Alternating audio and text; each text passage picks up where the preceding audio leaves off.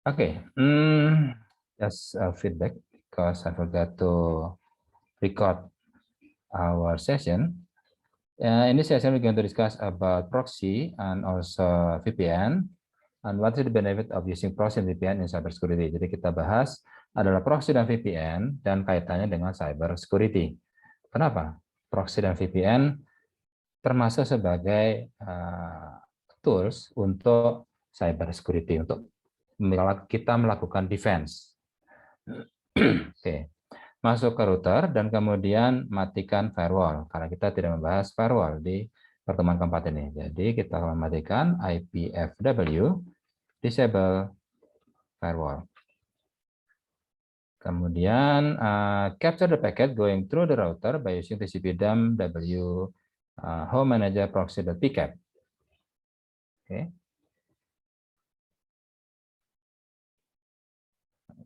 So we're going to capture the traffic by using TCP/DUM write to a file called home manager and then proxy.pcap. Okay, now it's already listening to the sudah mulai mengcapture paket. So di capture the packet and then step number 3, login to server as root. Okay, so we're going to skip this one. Now server. Login to server as root. Okay, as root. And then with password cybersecurity. Okay, cybersecurity. And then what else? Run tail -f, tail -f, then var log httpd the dash access.log. Yeah. Okay, this is the access log of web server, and then press enter several times to give space for new log. Okay, just press several enter, something like this. So we can show that, oh, this one is a new log, not our previous log. Okay. Now, testing the HTTP proxy. First, because we already used the virtual teletype 0, this TTY v0, teletype virtual 0, then we need to change to teletype virtual 1 by using Alt F2. Like this. And then we need to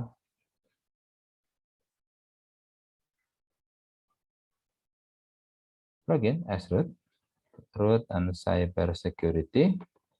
Then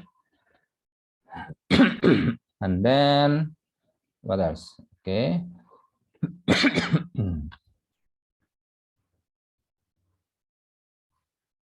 Oh yeah. Step number 4, login to client and try to access the server and examine the access log in the server. Okay, sorry. Internet Explorer. Sorry, very sorry about my cough.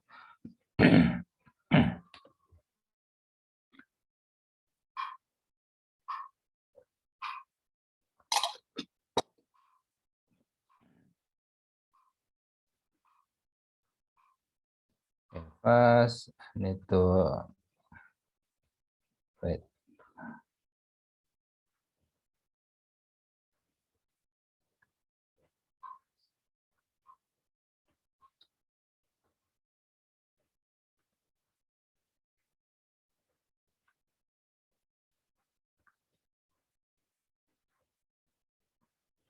Okay, my laptop is pretty hot right now, so please somebody I need to turn off my camera.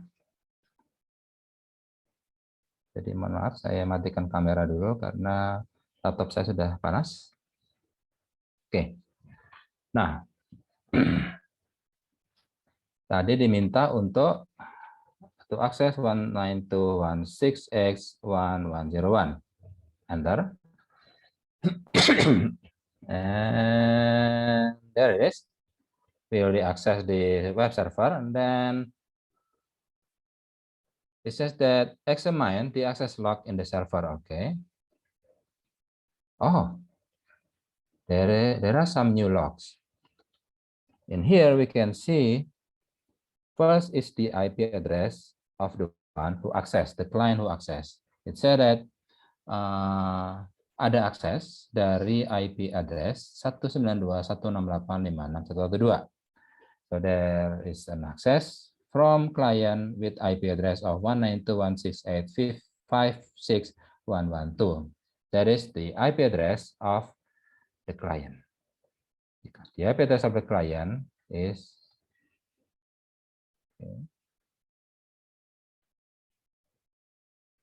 IP address of the client is IP config.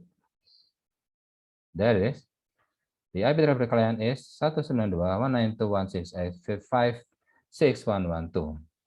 So this is the IP address of the client, and from the server point of view, the server understand that there is a access from this IP address. Jadi server tahu ada akses dari klien dengan IP address 192.168.56 dan 112. Dan selain IP address dari klien, server juga tahu. Server also knows that the timestamp is March 15, 2022, and it's 15 past 40 today at this time, and the method is get HTTP 1.1, and it comes from Windows 98. Wow, it's an old version of Windows, and that client uses Microsoft Internet Explorer 5. So from server point of view, they have several information. First one is the IP address of the client. Second one is the timestamp, date, and also time. And then the third information is the method, which in this case is get. And then the configuration of the client. What is the operating system? And which browser did the client use? So there are 4 information. Jadi ada 4 informasi yang diperoleh oleh server terkait dengan klien. Pertama adalah IP address dari klien. Kedua adalah timestamp aksesnya, tanggal dan jam, dan juga menit dan juga detik. Kemudian informasi ketiga adalah metodenya apa. Dalam hal ini adalah get. Kemudian yang keempat informasinya adalah seperti apa, siapa kliennya, dia pakai operating system apa, dia pakai web browser apa. Di sini kelihatan bahwa klien menggunakan Windows 98 dan Microsoft Internet Explorer 5. Oke, itu adalah informasi yang diperoleh oleh server. Jadi kalau kita tidak hati-hati, informasi ini bisa digunakan oleh server untuk melakukan injeksi malware. Contoh misalnya, for example, so this information could be used by the server or the one who administer the server to, for example, inject a malware to the client. For example, the administrator of the server knows that, oh, this client use Windows 98. It's a very old Windows. Now let's check out in the internet. What can we exploit from Windows 98? There are some tools that we can inject some malware. Okay, why don't we use these tools? So berdasarkan informasi, oh klien hanya masih menggunakan Windows 98, maka admin dari server bisa mengecek di internet apa celah keamanan yang bisa kita exploit dari Windows 98 dan Internet Explorer 5. Nah, berdasarkan informasi di internet, mereka bisa melakukan injeksi malware. Oke, tapi dengan adanya IP address itu lebih fatal lagi.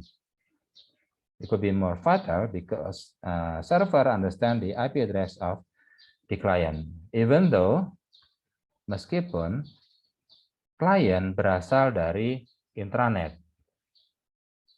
Jadi kalau kita gambarkan lagi yang minggu lalu,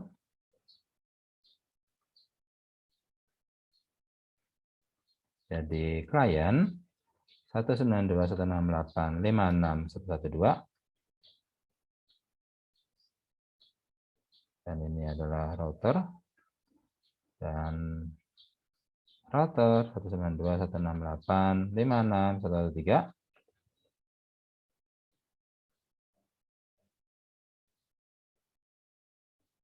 Satu 192.168.1.100 dan kemudian adalah server 192.168.1.101. Oke, nah, even though client is inside the intranet, server knows what the IP address of the client. So, what can we do to, well, at least hide this IP address? Apa yang bisa kita lakukan untuk menyembunyikan IP address dari klien? Salah satu caranya adalah dengan menggunakan proxy. Kita coba sekarang menggunakan proxy.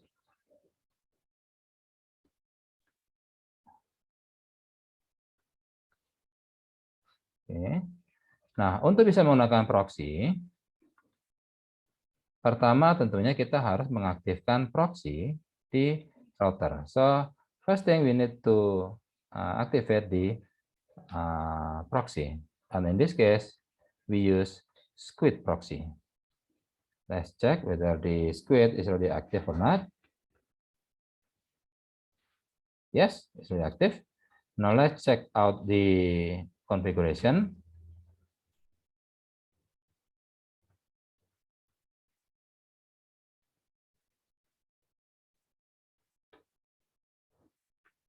Yeah. So in this configuration, the first line is HTTP port. This will explain to Squid that please listen to this IP address. So Squid will listen to this IP address. So this IP address will become the proxy, but by using special port, which is in this case 8080. Okay.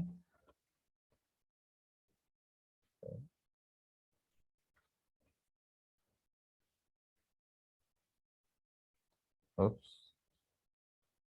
Looks like sorry.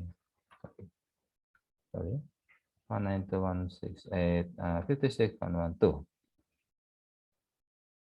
Now, let's modify a little bit for the squid.conf.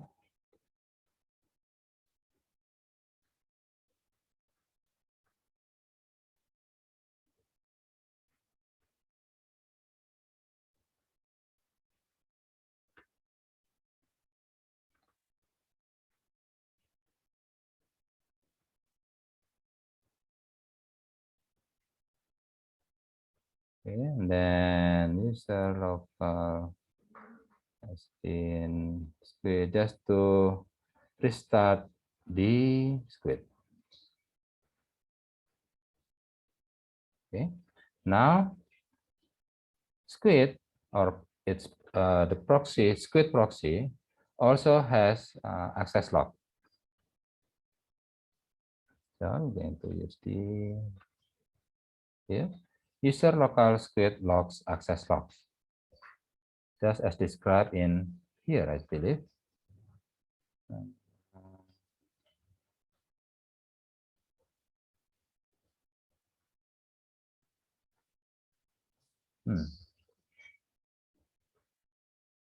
Okay.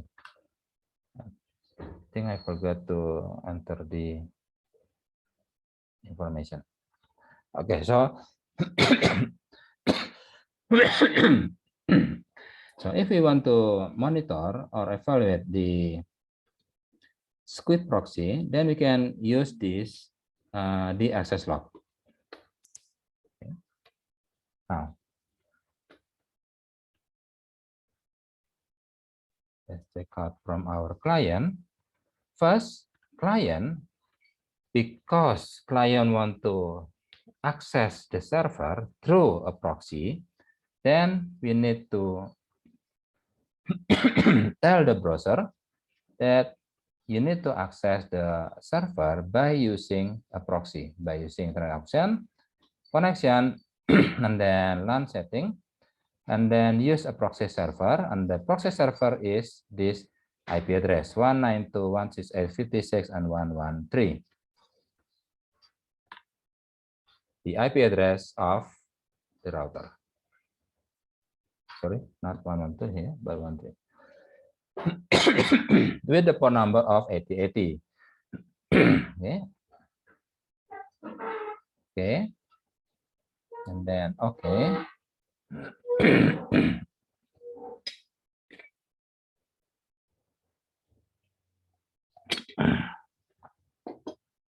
Now, let's try to access again the server.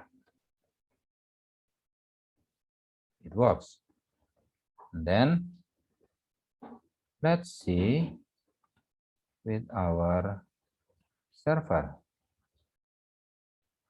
Now, can you identify the difference between using a proxy with not using a proxy? Apakah teman-teman bisa membedakan antara menggunakan proxy dengan tidak menggunakan proxy? Ya, perbedaannya adalah di IP address client. Kalau kita tidak menggunakan proxy, maka IP address client yang tercantum di server adalah IP address client sebenarnya. Tapi begitu kita menggunakan proxy, IP address kliennya sekarang menjadi 100, berarti menggunakan IP address ini. Sehingga seolah-olah bagi server yang mengakses dia adalah IP address router. Padahal bukan. Nah, berarti dengan menggunakan proxy, kita sudah berhasil menyembunyikan IP address dari klien. Ini adalah salah satu aspek yang perlu menjadi pertimbangan dalam mekanisme defense. Jadi dalam membangun pertahanan jaringan Anda, jaringan internet Anda, kita bisa menggunakan proxy. Oke. Karena dengan proxy, server tidak tahu IP address dari klien. Dia hanya tahu IP address dari router. Dari proxy-nya itu sendiri. Kemudian, apalagi keuntungan dari proxy? Apakah hanya menyembunyikan IP address klien? So, what is another benefit of using proxy?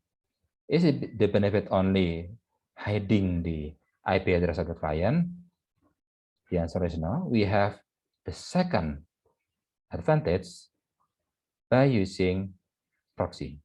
Jadi kita punya keuntungan kedua kalau kita menggunakan proxy, yaitu webcast. Atau in English is webcast. So what is webcast?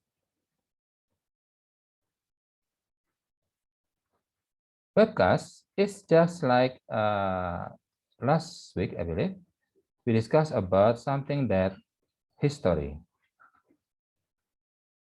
Teman-teman pasti ingat, sewaktu kita mencoba mengakses server dari klien, pertama kali klien akan mendownload semua objek, termasuk gambar. Tapi begitu mengakses kedua kali, ternyata klien tidak lagi mendownload gambarnya.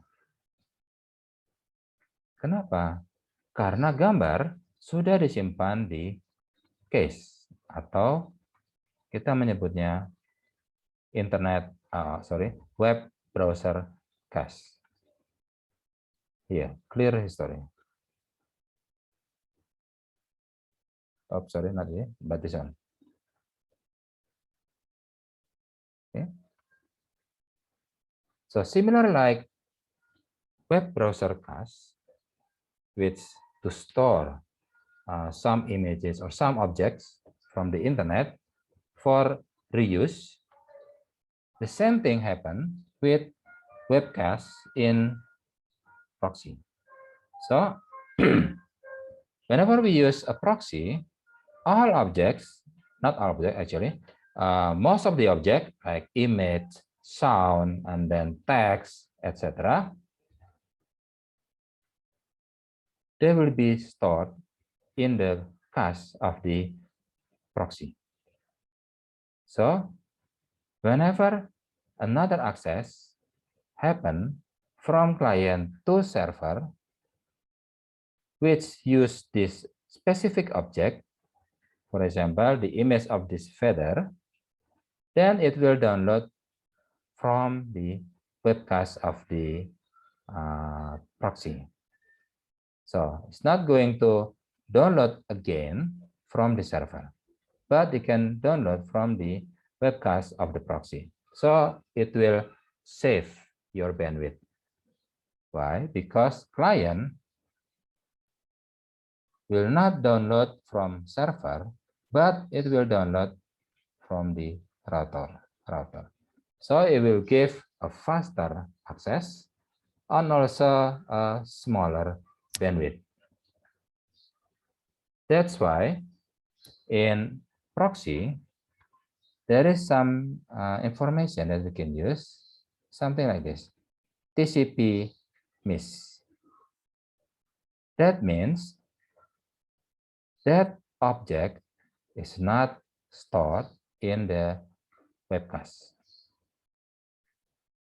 However, if you found a TCP hit, that means the object is already in the webcast and client use that webcast. So will not download from the server, but it will download from the proxy webcast. That's when TCP hit. But in this case, we use TCP. We found a TCP miss. That means I missed that object. We don't have that object, so we need to download from the server directly. Jadi kalau TCP miss itu berarti objeknya tidak ada di webcast, tapi kalau TCP hit itu berarti objeknya ada di webcast dari proxy. Okay. Kita tidak perlu membahas itu. Yang penting, the most important thing is you understand what's the benefit of using proxy. Apa keuntungan dari proxy? Ada dua. First is to hide the IP address client. Pertama adalah menyembunyikan alamat IP dari client. The second one is saving your bandwidth or faster browsing because it uses webcast. Okay, that's the benefit of using proxy. Okay, well, any questions so far about the HTTP proxy? We will discuss about this. You need to first edit the squid.conf, edit the HTTP port 192.168.56.113 because maybe in your router it still states that the HTTP port is 172.16.1.1 and then the port is 8080. Okay, now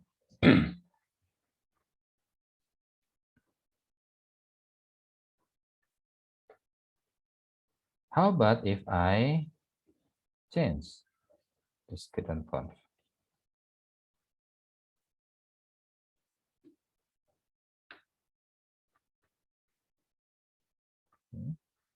Now let's start rc.d and then squid. Stop. And then start. Now, let's try to access again.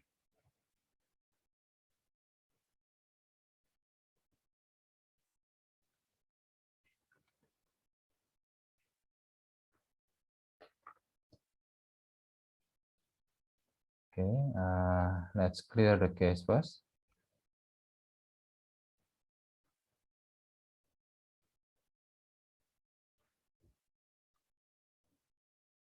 Now, let's check whether the proxy is already intact. Okay.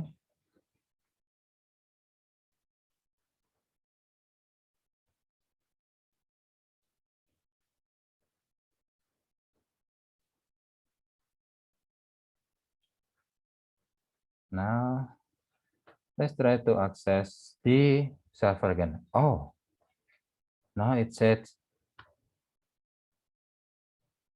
the request or reply is too large. Why? That's because by using proxy, we can also limit the maximum of the object size. It says in the configuration is in here. You are allowed to access the internet, but only to download an object. Object could be image, sound, or text, but only the maximum size is only 100 byte. It's too small. So that's why in client it said that the reply is too large. Jadi kita bisa menggunakan proxy untuk membatasi ukuran file yang boleh di-download oleh user. Contoh misalnya, dalam hal ini, kita membatasi hanya boleh sampai 100 byte. Ya, memang terlalu kecil, tapi kita di sini hanya untuk menunjukkan bahwa proxy bisa membatasi ukuran file. In this case, we use only 100 byte. It's too small, so that's why the proxy will deny this request. Dia akan menolak akses ini, dan dia akan bilang ke klien, file yang Anda minta terlalu besar. The reply is too large. You only allowed 100 byte. Okay, so if you want to allow this kind of access, you need to add more zero in here.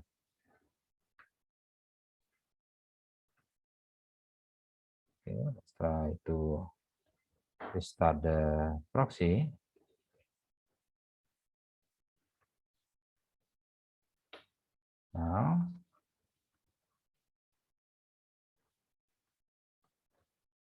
Now you can access the server because we already upgrade the size limit of the object size.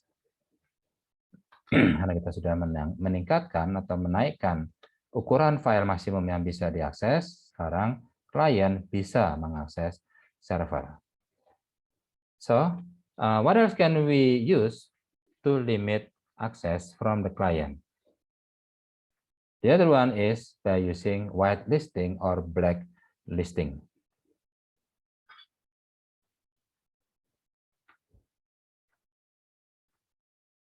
We can call it a two file. First one is blacklist. It says that if client try to access a URL with sex in the URL, there is a what do you call it? A phrase of sex in the URL, then it will go to this one is blacklist. You are not allowed to access this URL because it contains a forbidden word, which is in this case sex.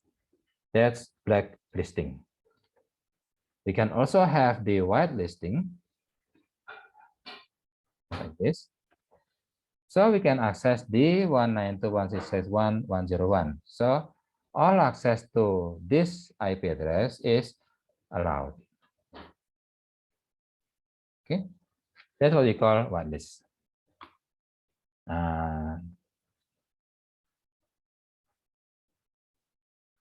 It mentioned in the squid conf, which is this one. This is URL regex, regular expression, blacklist. So every URL that contain a specific phrase inside or listed in the blacklist, it will deny. Jadi kalau ada akses ke URL yang frase di URL-nya mengandung kata yang ada di dalam blacklist, maka proxy akan menolaknya. Dia akan bilang, URL yang ada akses termasuk yang forbidden. Oke. Kemudian, what else can we do with the proxy?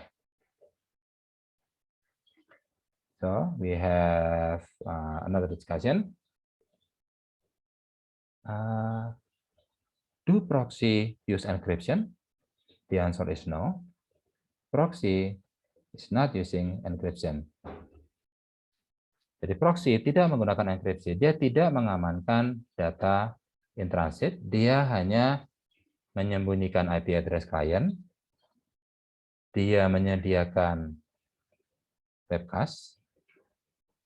Dan dia bisa membatasi akses user. Baik dari ukuran objeknya atau dari URL-nya. Menggunakan blacklist dan whitelist. Now,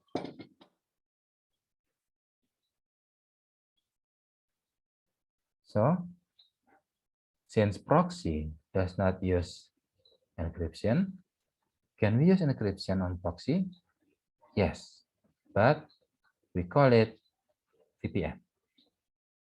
So VPN, as you're already aware, it's an encryption on the third layer for the network layer. It will encrypt your packet, your original packet from the application, and then add a virtual IP address and also a virtual transport. Then it will go through the transport and then going through the network layer, etc. And then it will send to the destination. Now, let's discuss about this transaction first. Now, how the VPN works? Let's say I have this client. It has 4 layers in TCP/IP. This is app. This is transport. This is the network. This is the physical. And then this is also the server. It also has 4 layers. This is the application. This is the transport, network, and physical. Now, in regular transaction, application will send data.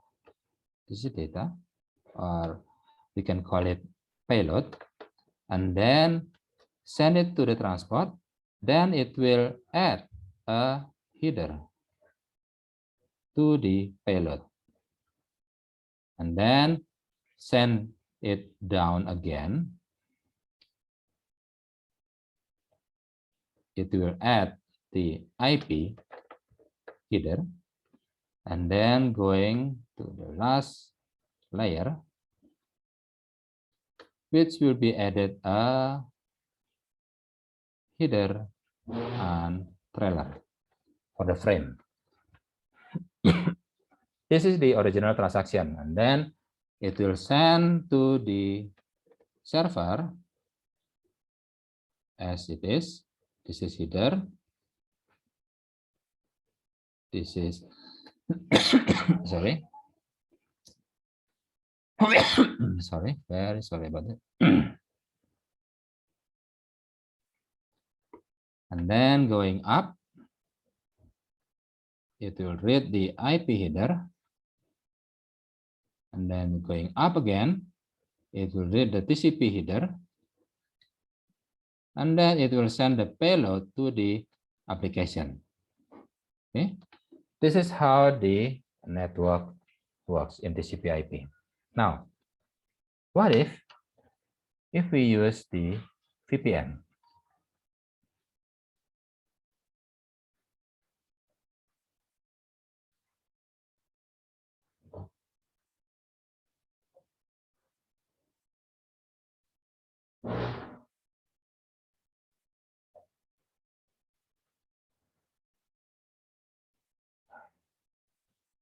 Now, when client connected to a VPN server, they will get another virtual IP address. Very sorry. Now, when the client already dial up or already connected to the VPN server, they will get a virtual IP address. Jadi pada saat klien sudah login ke VPN server, dia akan mendapatkan sebuah virtual IP address yang berbeda dengan IP address yang ada di layar sini. Nah, virtual IP address tersebut, that virtual IP address will be used for the application.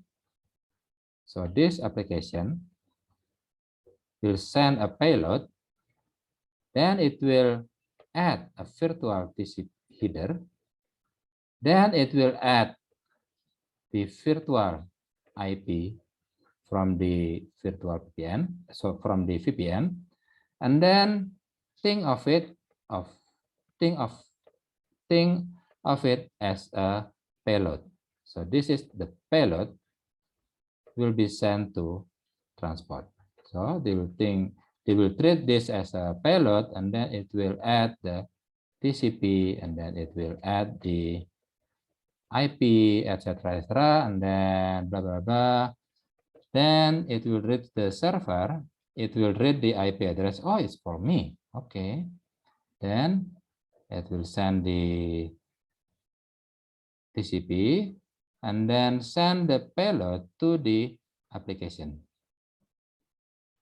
And that application understand that, you are using VPN. So I need to decrypt your packets, your payload, and then I will read what is the virtual IP in here.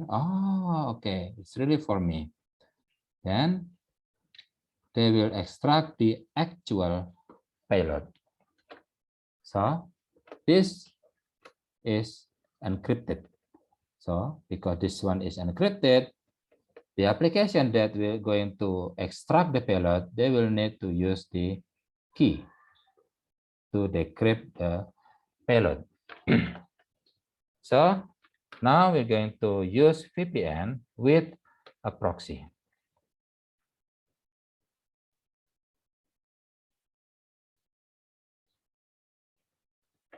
First, let's check whether the first is to edit the HTTP port.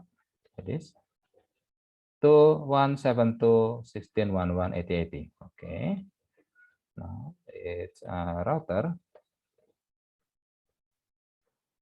I need to edit the script configuration.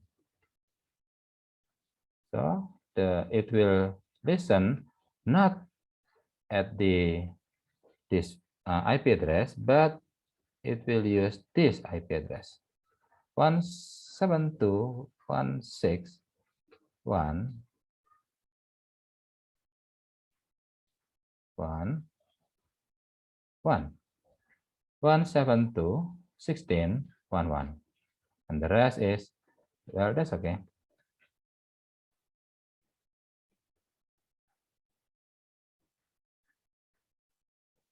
Okay. Now let's restart the script. Now, before we move to the client, first check what is the username and password for the VPN. It's on the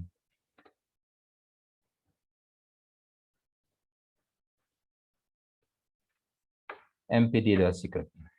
It says that you can use either U1 with the password with P1 or U2, P2, U3, P3, etc. And all of them will be assigned with this IP address 172.16.1.2 if you are using user 1 and password 1. But if you are using user 4 and password 4, then you will be given this virtual IP address 172.16.1.5. Okay, now let's check whether the MPD or the VPN server already works.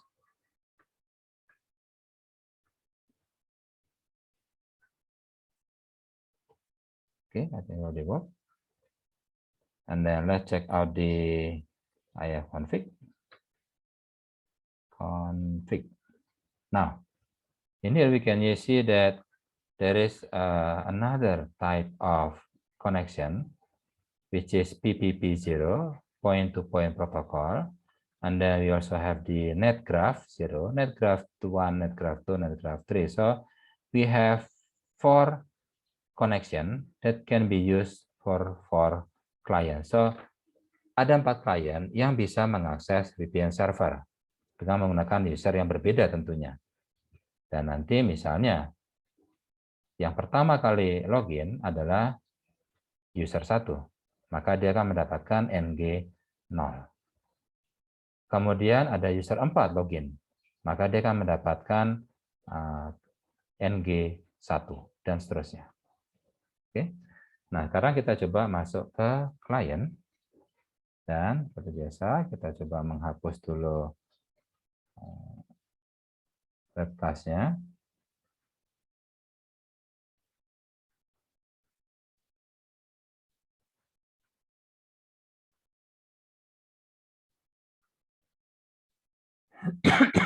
Ya, sudah. Sekarang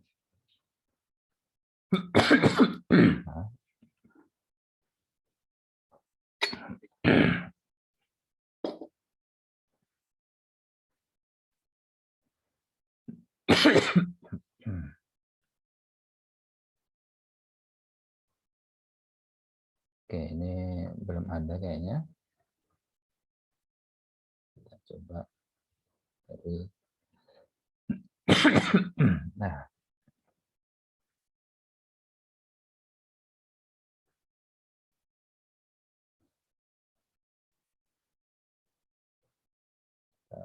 saya lupa kan.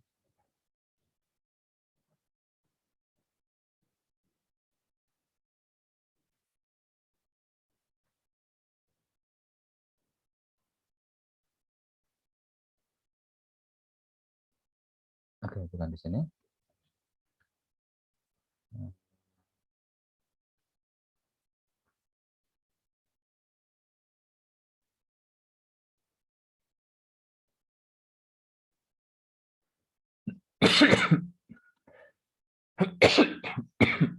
Kan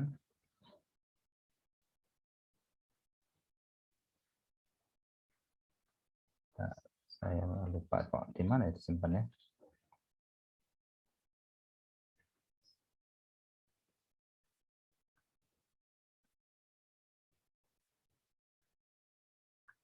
Ini sih dial up adapter.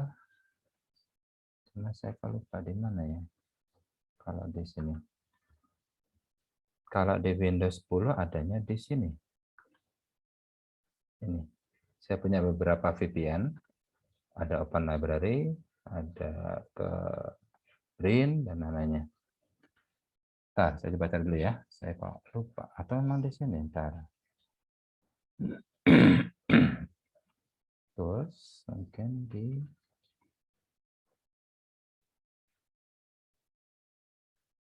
connection, kemudian dial up. Oh, mungkin seperti ini. Oke, ini saja my connection, terus VPN adapter, kemudian next, kemudian then the IP address is the IP address of the router. This so 192.168.56.113. Jadi dia akan mendial ke VPN server yang ada di sini. 192.168.56.113. Finish. Kemudian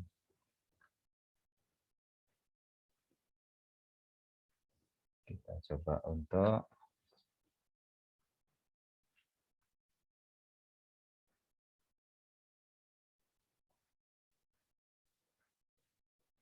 itu cuma add ya. Tapi kita coba sekarang.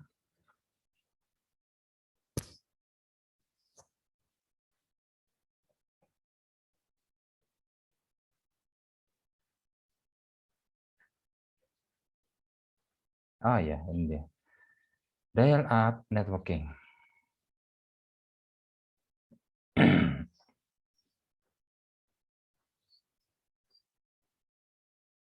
Oke, di sini ada metodologi tadi sudah kita bikin. Tinggal double klik. Dan username-nya ditanyakan. Apa username-nya? Tadi adalah U1 and P1. Jika sudah di explore at the MPD, that we can use either U1, P1, U2, P2, etc. But in this case, we're going to use U1. Okay. Then connect.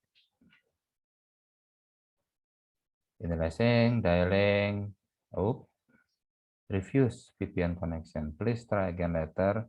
Jadi privacy dan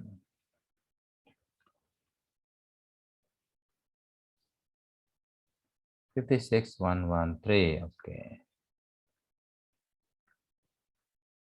I think I think I missed something on the MPD.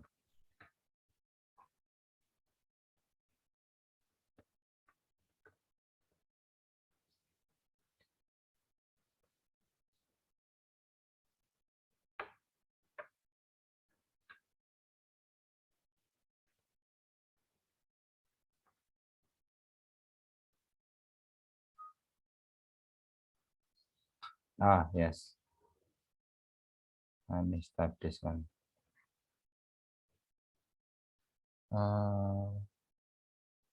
This is supposed to be the IP address 56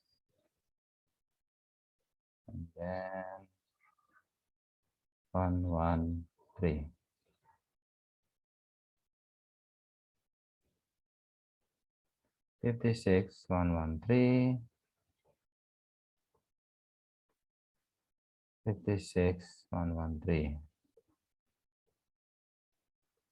This is the embedded links. What else?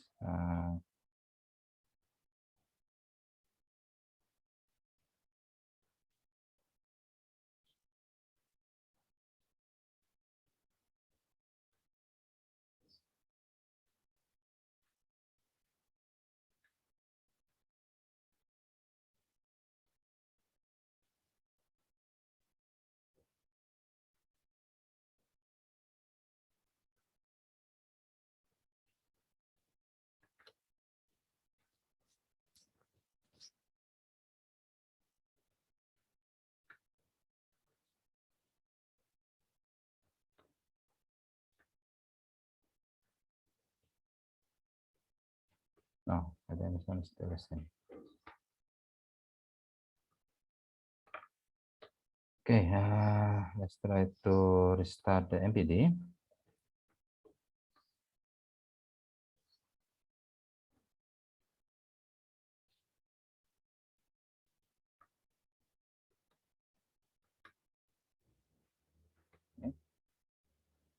If this not working, then I need to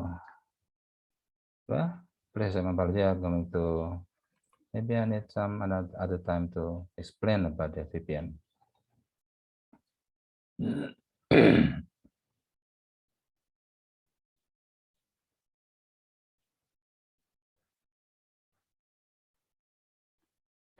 Okay, just logging on, then it's already accepting my username password, but cannot log into my network. So supposed to be there is still something wrong with the MPD conf.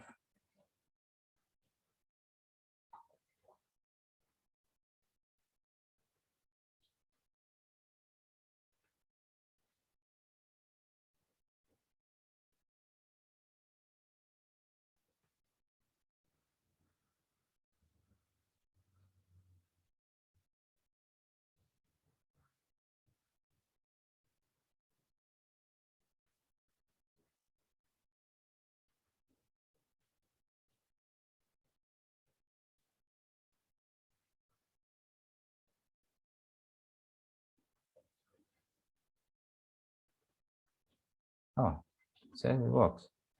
Okay, close. Then yes, we will be connected to the VPN server.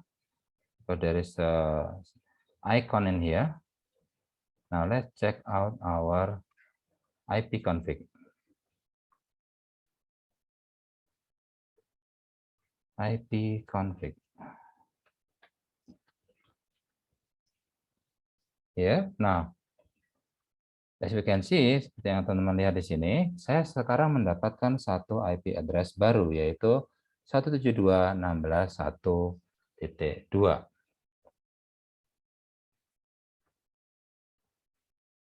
Ini. Jadi seperti yang terlihat dari MPD secret, because I'm using user1 and P1, password 1, then I'm given a virtual IP address of 172.16.1.2. So, because I'm using U1 and P1, I have a virtual IP address with the address of 172.16.1.2. Jadi, karena saya menggunakan user 1 dan password 1, maka saya mendapatkan virtual IP address sesuai dengan MPD secret di sini, yaitu 172.16.1.2. Seperti ini. Oke. Cuma seperti ini masih ada yang salah, tapi kita coba saja. Setelah kita mendapatkan IP address baru, maka sekarang kita coba untuk mengakses server.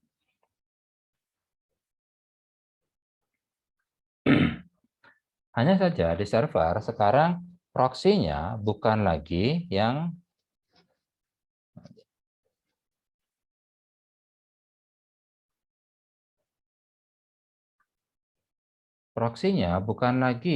address-nya ini, tapi sekarang menjadi 172.16.1.1. Seperti yang kita lihat di squid.conf, yaitu dia akan mendengarkan pada port 172.16.1. So, because the proxy is set to listen to this IP address, that means client is supposed to direct the proxy server to this IP address 172.16.1.1.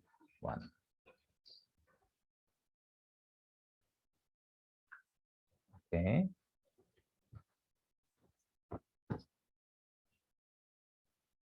Then I'm going to access the server.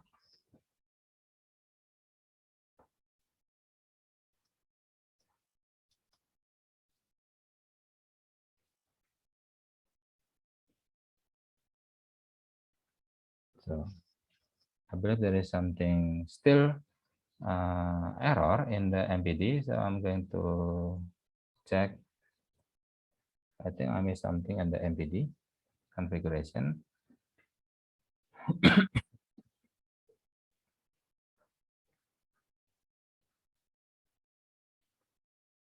Yeah, it took too long.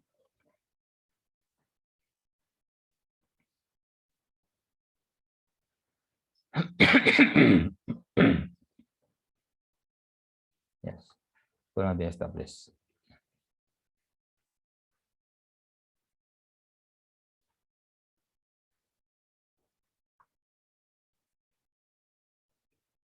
One 7 to 16 1.1 80.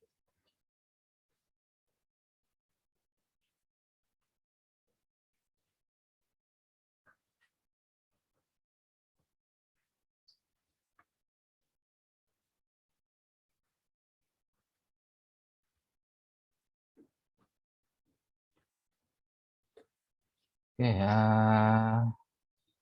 IP config, and then I'm going to try to ping 172.161.1.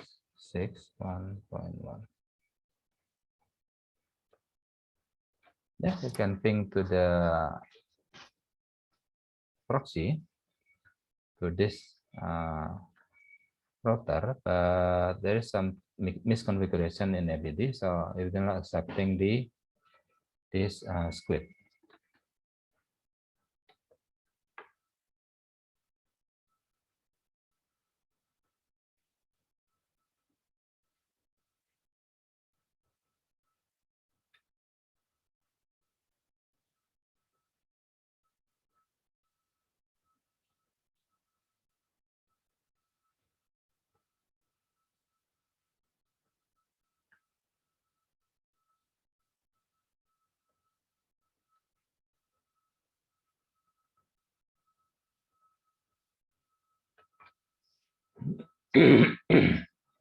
Okay, well, at least you're familiar with the proxy, and then VPN is actually a way to encrypt the transaction between the client to the VPN server. So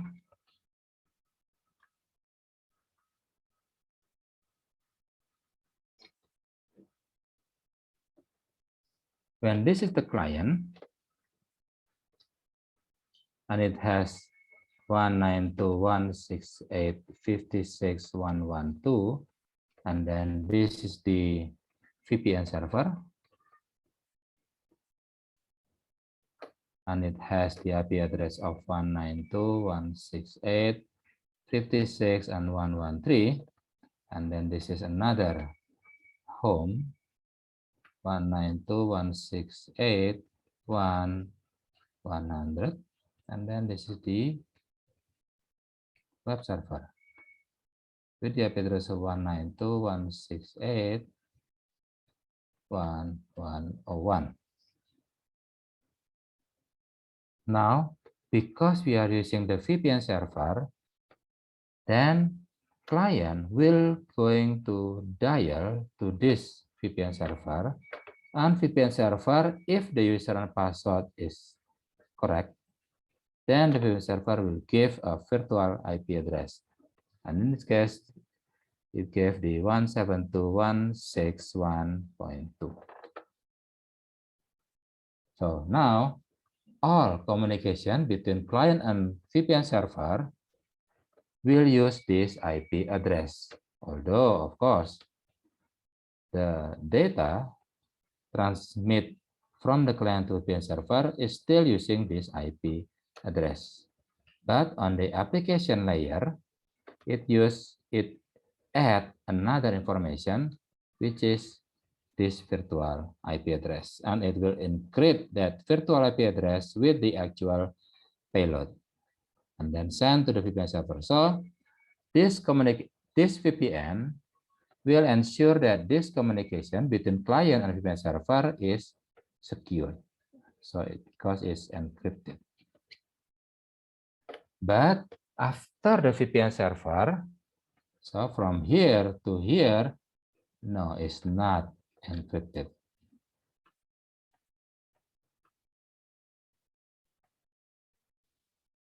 Okay, that's VPN server. There are several types of VPN server. The first one is dial-up VPN. This is the example of dial-up VPN. Client need to dial up to VPN server. That's why in our previous configuration,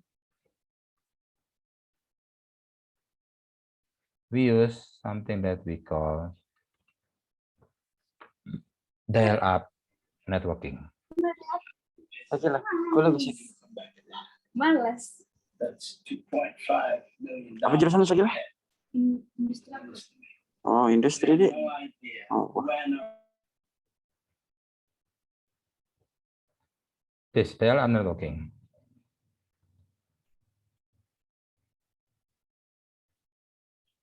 So that's why it called dial-up VPN. Okay. Well, there are another type of VPN, which we call site-to-site VPN.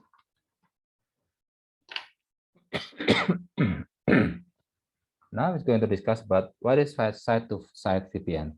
Let's say, for example, I have a office branch. Headquarter. This is my headquarter office. Let's take, for example, this is Jakarta. And then this one is in Bandung. Now I'm going to connect this office. This is the headquarter. And this is the branch office. I'm going to connect Jakarta with Bandung. So I'm going to set up a VPN server in here. And then I'm going to also implement a VPN server in here. Then I'm going to connect this VPN server. Okay. And then if there is a person in here, let's take for example A, want to access a server in here. This is the server in Bandung, and that server is not accessible from the outside, but it only accessible from the intranet. So all of the employee inside this branch office can access the server. So for example, let's take B. B can access server because B is inside the branch office Bandung. Now, what about if A want to access this server? Then A can connect to this VPN server first, or maybe it doesn't have to connect to the VPN server, just set its gateway. Please make this gateway to this VPN server. So then all communication from A will direct it to this VPN server. And then from this VPN server, it will go through a tunnel, a VPN tunnel, which is encrypted, and coming inside this branch office. So it makes A will work as if it is inside this branch office. That's the benefit of using site-to-site VPN. This is the site. This is another site. So A now can access the server because through the VPN server, through the tunnel of VPN tunnel, A works as if it is inside this intranet. Okay, this is what we call site-to-site VPN, or this is what we call intranet site-to-site.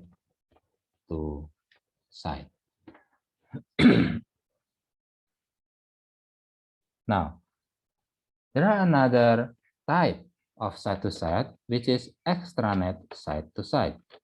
Let's say, for example, I have an intranet, and it is connected to the internet.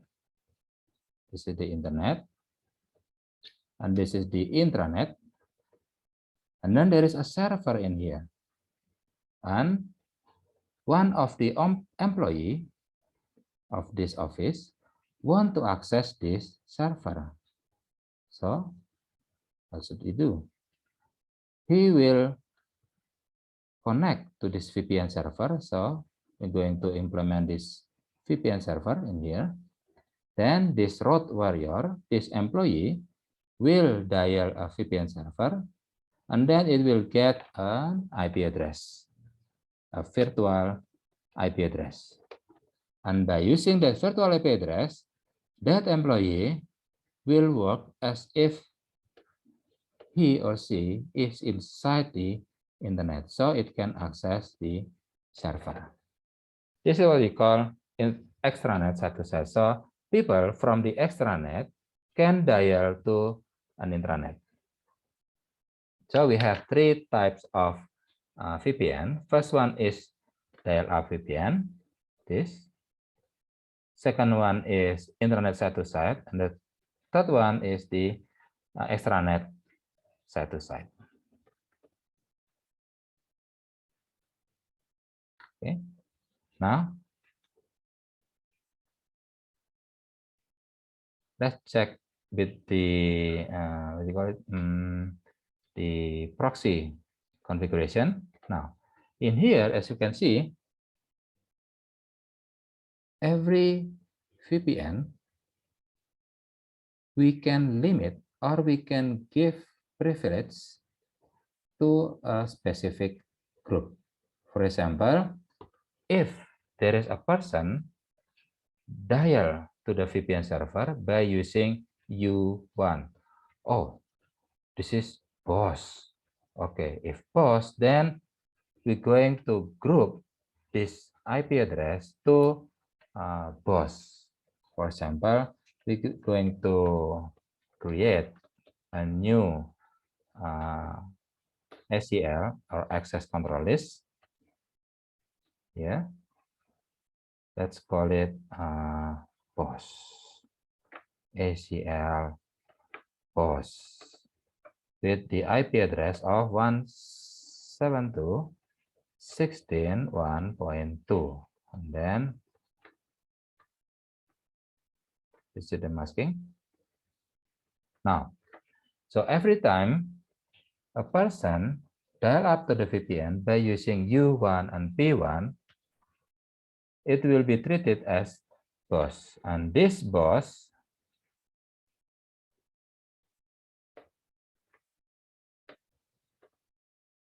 will have no limit.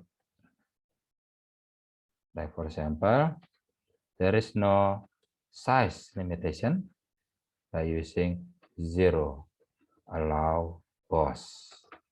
0 means unlimited. Okay. Now this is an example of the benefit of using proxy. We can filter a specific what do you call it, traffic. For example, I'm going to give privilege to boss or to lecturer, ke bos, pimpinan, atau dosen, atau mahasiswa. So we can split the privilege between these three groups by using proxy. Okay, I think that's what we're going to discuss about today. So please don't forget to do the quiz because it will be counted as a component in your final score. And then I'm going to upload this lecture note so you can try by yourself with the virtual machine.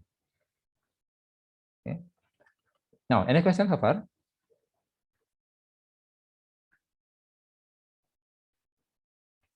If not, then I think we forgot discussing the quiz.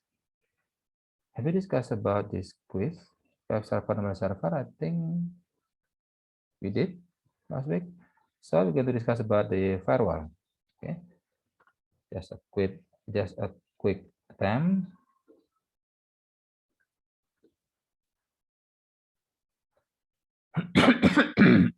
Okay, firewall. Static rule is the characteristic of the first generation firewall. Yes, one of its benefit is No, doesn't take any resource because it doesn't need memory. Easier to maintain? No, it's very hard to maintain because we need to create the outgoing rule and also the incoming rule. A lot faster, probably, but it's actually just not a lot, but could be a little faster. But how about consume less power? No, there is no about power. There's nothing about power. Cheaper to install? No, just the same thing. So the answer is consume less resource. Why? Because by using the first generation firewall, it takes no memory. It doesn't have to. It doesn't need a big memory because in second generation firewall, that generation will use memory because it needs to memorize the outgoing traffic. So the answer is consume less resource. Okay, the second question is dynamic rule or the second generation firewall. One of the benefits is not about faster, but not about consume. It actually consume more resource. Easier to maintain, yes. Why? Because by using second generation firewall, dengan menggunakan generasi kedua, kita hanya cukup membuat rule untuk outgoing. In second generation firewall, we just need to declare the rule for the outgoing traffic. Then the firewall will memorize there is an outgoing traffic, then I'm going to expect there is an incoming traffic. So it will be easier to maintain because minggu lalu kita sudah membahas bahwa di first generation firewall, generasi pertama, kita butuh dua rule. Satu untuk outgoing, satu lagi untuk incoming. Tapi pada second generation, we only need one rule, outgoing. Okay, next. Ability to open the application data is the characteristic of third generation firewall. One of the benefits is no, it's not faster. Cheaper, no. Consume less resource, no. Capable of installing anti-malware. This is the answer.